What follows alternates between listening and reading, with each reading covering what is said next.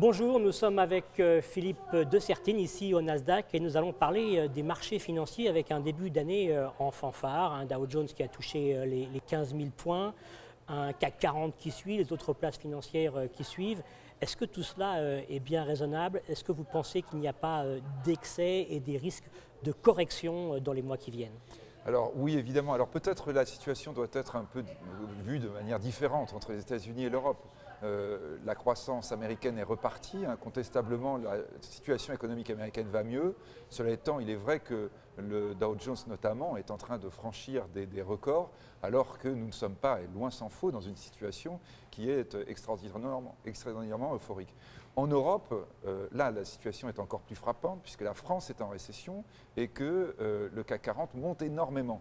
Donc ça veut dire quoi? Ça veut dire que l'excès de liquidité en ce moment qui est sur le marché se porte sur les marchés boursiers, sachant qu'évidemment les taux d'intérêt sont très très faibles, donc il n'y a aucune possibilité de faire du rendement ailleurs.